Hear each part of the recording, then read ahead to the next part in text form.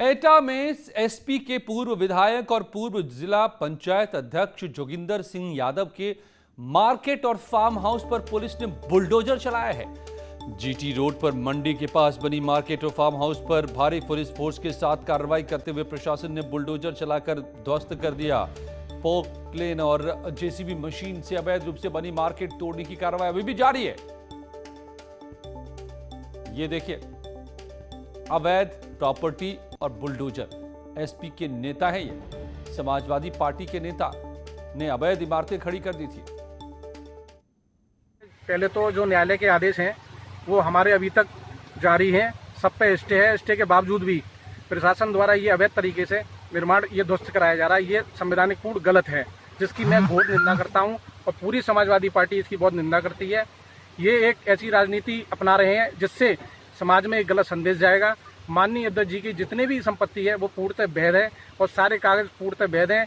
माननीय उच्च न्यायालय का भी स्टे का आदेश है और हमारा न्यायालय सिविल जज सीनियर डिवीजन का भी आदेश होने के बावजूद भी ऐसी ये घटना हो रही है, बहुत निंदनीय है। अजेंद्र शर्मा, न्यूज 18 संवाददाता एटा से मेरे साथ जुड़ गए हैं। अजेंद्र, तो फिर जो आकाश यादव समाजवादी पार्टी के नेता कह रहे थे कि वैध इमारत है, कोर्ट का आदेश है, फिर किस बिना पे गिराया जा रहा है?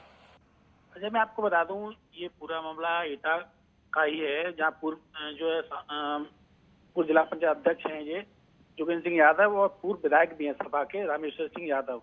ये दोनों सगे भाई हैं और इनके दोनों के नाम ये मार्केट था, इनका ही पूरा फार्म हाउस था। तो जिला प्रशासन का आरोप है कि इन्होंने अवैध कब्जा करके अवैध तरीके से इनको बनाया है, इसी इनको तोड़ा जा रहा है। वहीं उन लोगों का आरोप है कि इस पर पहले से केस चल रहा था, जिसमें हम कई बार जीत भी चुके हैं और अब इसमें कोर्ट का स्टे का आदेश भी है, उसके बावजूद भी जबरन तोड़ा जा रहा है। उधर जो है राष्ट्रीय जो महासचिव हैं सपा के प्रोफेसर रामगोपाल, उन्होंने ट्वीट करके भी कहा कि भाजपा की गुंडई है और उनको जो पूरे प्रदेश में सपा नेता को परेशान किया जा रहा है कि वो पंचायत चुनाव में ये हार गए हैं, बौखला गए, इसलिए ये कार्रवाई की जा रही है। क्यों? जोगिंदर सिंह यादव जिला पंचायत अध्यक्ष के दावेदार माने जा रहे हैं। उनके पास लगभग जो है 25 से ऊपर जो जिला पंचायत सदस्य हैं, तो उनका माना जा रहा है।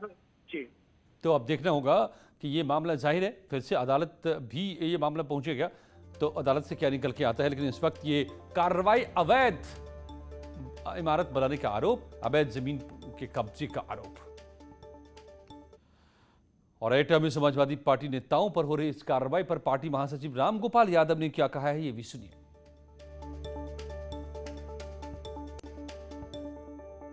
सपा के साथ नाइंसाफी का तो नमूना है, वही तो बता रहा हूँ आपको कि एटा में जो हमारे जिला पंचायत अध्यक्ष हैं पिछले 15 साल से, वो अब भी वही होंगे। लेकिन उनका अभी रामेश्वर सिंह विधायक और उनके छोटे भाई जोगिंदर थे अध्यक्ष। रामेश्वर, इनका एक तो मार्केट तोड़ा गया पहले, फिर आज उनका मकान तोड़ दिया गया और झूठे 5-6 मुकदमे लगा दिए गए ताकि ये नॉमिनेशन न कर सकें।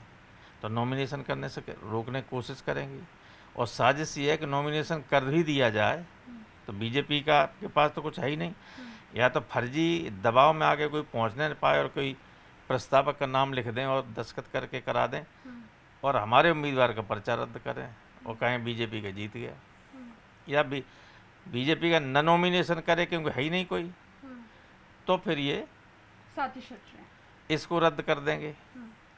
हमारे उम्मीदवार पर्चा भी कर ले तो किसी न किसी बहाने उसमें कहेंगे कि रद्द किया था, चुनाव हो, फिर देखा जाए।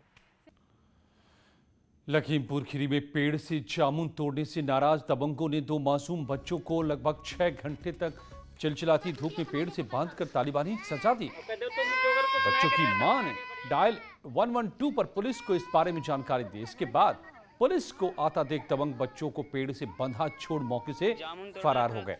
मामला लखीमपुर खीरी की मूढ़ा निजाम गांव का है। कैलाश नाम के शख्स ने 10 और 11 साल के 2 बच्चों को 6 घंटे तक धूप में इस तरीके से बंधक बना लिया। ये तस्वीर वायरल हो रही है। पुलिस ने आरोपी कैलाश को अब गिरफ्तार कर लिया है और जेल भेज दिया है। बच्चों की माताजी के द्वारा जब पुलिस को इस संबंध में सूचना दी गई तो अभियुक्त मौके से भाग गया। प्रकरण में थाना मोहम्मदी पर सुसंगत धारा में अभियोग पंजीकृत कर अभियुक्त कैलाश को पुलिस के द्वारा गिरफ्तार कर प्रकरण में अग्रिम विधिक कार्रवाई की जा रही है। और अमरोहा से बड़ी खबर है, यात्रियों से भरी बस पर बदमाशों ने हमला कर दिया।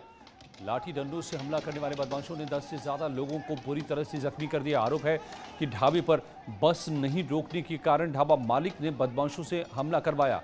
पंजाब से हरदोई के लिए बस जा रही थी। गजरौला इलाके के नेशनल हाईवे की घटना, दबंगई की हद। ढाबे पर बस नहीं रोकी तो पूरी बस पर हमला कर दिया, यात्री जख्मी हो गए। ढाबा मालिक की दबंगई अमरोहा में।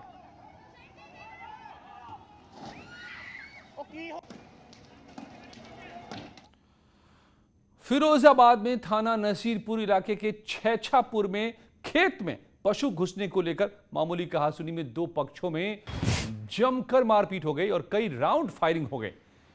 दोनों पक्षों के 7 लोग इसमें जख्मी हो गए हैं, अस्पताल में भर्ती कराए गए हैं। मौके पर पहुंची पुलिस अब पूरे मामले की पड़ताल में जुटी है। फायरिंग करने वालों के खिलाफ कार्रवाई की जा रही है।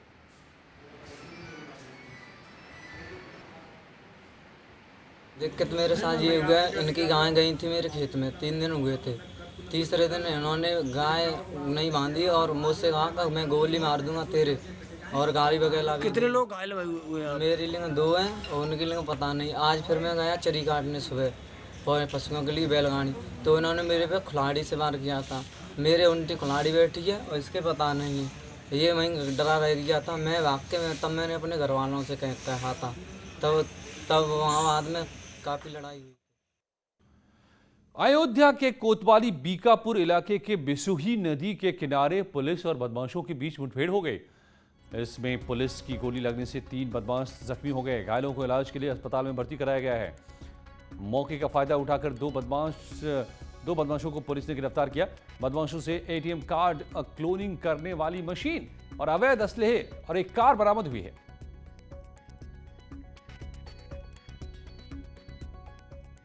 बदमाशों के साथ मुठभेड़ हुई।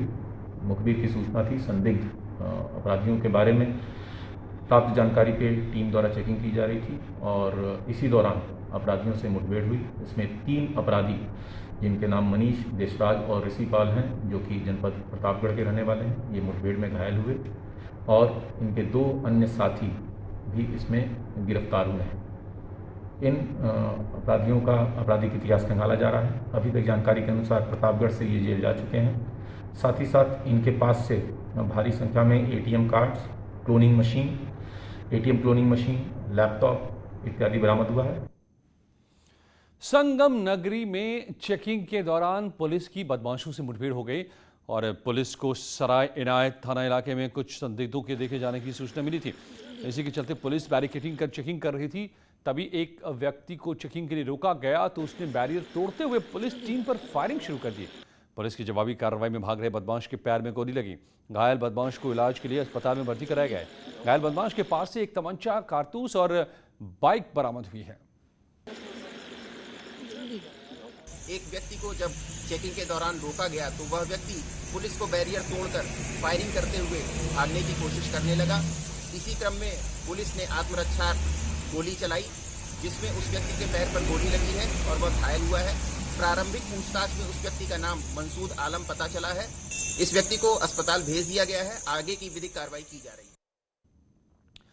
पीलीभीत की बिलसंडा पुलिस को उस वक्त एक बड़ी कामयाबी हाथ लगी जब उसने मुखबिर की सूचना पर 2 गैंगस्टर के अपराधी को दे दबोचा।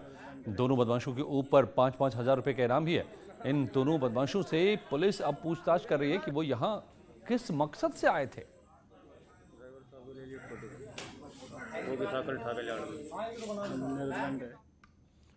भदोई में सुरियावा थाना इलाके के बनकट गांव में पूर्व ग्राम प्रधान को गोली मारने का मामला सामने आया है। मामूली विवाद में पूर्व ग्राम प्रधान को गोली मार दी गई, पर फायरिंग की गई है। फायरिंग से ग्राम प्रधान गंभीर रूप से घायल हो गया, जिसे इलाज के लिए वाराणसी रेफर किया गया है। पुलिस ने पूरे मामले में 2 लोगों को गिरफ्तार किया है और आरोपियों से अवैध तमंचा भी बरामद कर लिया है। यहाँ पर एक पूर्व प्रधान है संजय दुबे, उनका बेटा है सुंदर और पास का एक लड़का है अंकित। आपस में दोनों फ़ोन से बात कर रहे थे, उसी में दोनों से कहासुनी हो गई, गाली गलौज हो गई और उसी को लेकर के दोनों पक्षों में फिर मारपीट हो गई। इसमें एक पक्ष द्वारा फायरिंग कर दी गई, जिसमें जो प्रधान संजय दुबे है वो घायल हो गया। खतरे से बाहर उसे बैक साइड में छर्रे लगे। और उसको यहाँ से रेफर कर दिया गया है बनारस में है वो। तो दोनों पक्षों की एफआईआर लिखी जा रही है और दोनों पर कार्रवाई होगी। इसमें 2 लोग गिरफ्तार भी हो गए हैं और जिस कट्टे से फायर किए तो कट्टा भी बरामद हो गया है। बागपत के छपरौली इलाके में पुलिस ने शराब माफिया पिंटू पर बड़ी कार्रवाई की है। पुलिस ने शराब माफिया का घर कुर्क किया। माफिया की 50 लाख कीमत का मकान कुर्क कर लिया। जेल में बंद है शराब माफिया पिंटू पर गैंगस्टर और शराब तस्करी के 37 केस दर्ज है।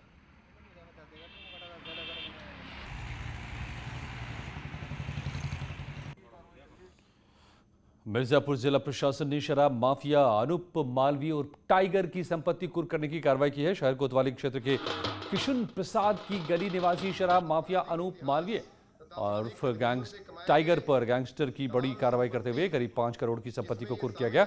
इसमें नगर में मौजूद आवास और भोईली पांडे ग्राम में 7 बिस्वा जमीन भी शामिल है। ये 44 बिस्वा जमीन है। ये आपराधिक इतिहास का व्यक्ति है अनूप मालवीय। ये बसनही बाजार थाना कोतवाली शहर का रहने वाला है तथा इसकी प्रॉपर्टी थी यहाँ पर 44 बिस्वा जिसका सर्किल रेट लगभग 4 करोड़ 92 लाख रुपए है और इसका फार्म हाउस है ये और ये पूरी खेती बाड़ी थी इसकी यहाँ से कुछ आदमी लगे रहते थे इसमें और ये चूँकि आपराधिक इतिहास का व्यक्ति है और इसका जो आबकारी अधिनियम के तहत इसके खिलाफ तमाम अभियोग भी दर्ज हैं। उत्तर प्रदेश के अमरोहा में एंटी रोमियो टीम में तैनात 2 महिला सिपाहियों के साथ बाइक सवार युवक ने मारपीट कर उनकी वर्दी फाड़ दी। महिला सिपाहियों ने आरोपी को पकड़ लिया। पुलिस ने रिपोर्ट दर्ज कर आरोपी को जेल भेज दिया है। पूरा मामला शहर कोतवाली का है, जहां महिला सिपाही बाजार में चेकिंग कर रही थी। एक महिला सिपाही ने वर्दी पहन रखी थी जबकि दूसरी सादे कपड़ों में थी। इसी बीच बाइक सवार एक युवक आया। आरोप है कि युवक और पीछे बैठे बच्चे ने मास्क नहीं पहना था। रोके जाने पर बाइक सवार युवक ने महिला सिपाहियों के साथ अभद्रता की और महिला सिपाही की वर्दी फाड़ दी।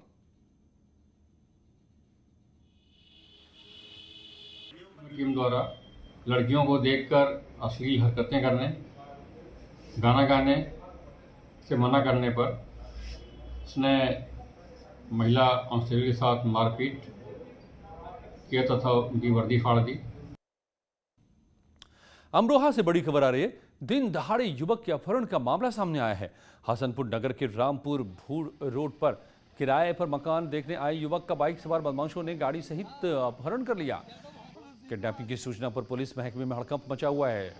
अब पुलिस पूरे मामले को खंगालने में जुटी हुई है।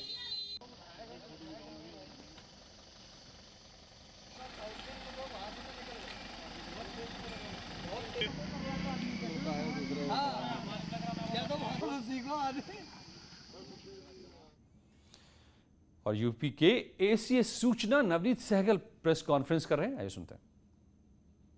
जो सरकारी कर्मचारी हैं उनके लिए, रेहड़ी वालों के लिए, पटरी वालों के लिए, सबके लिए अलग अलग बूथों की स्थापना की गई है और तेजी से टीकाकरण, मुफ्त टीके की जो है कार्रवाई चल रही है।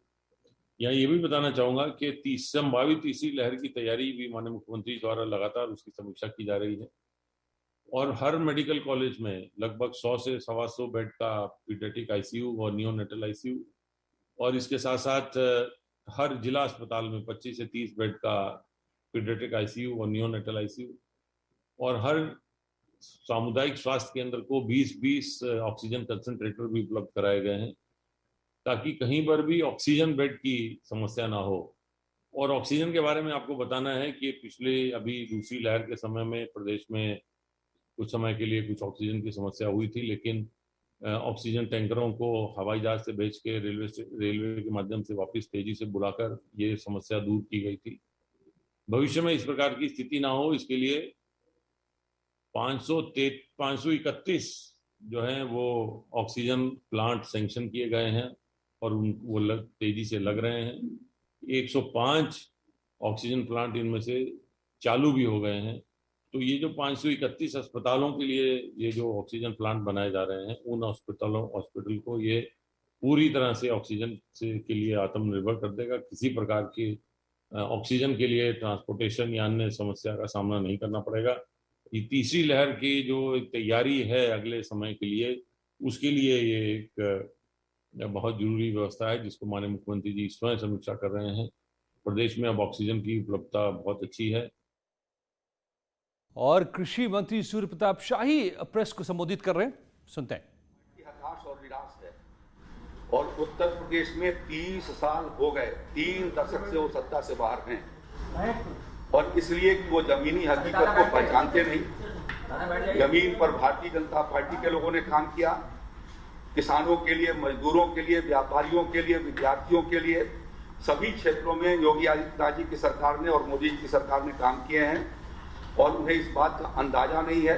वो ड्राइंग रूम से बैठ करके अपनी पार्टी को चलाते हैं, जमीन पर उनको निकलने की ताकत नहीं है, वो हताश और निराश है, इसलिए उनके बारे में मैं कुछ नहीं कहना चाहता।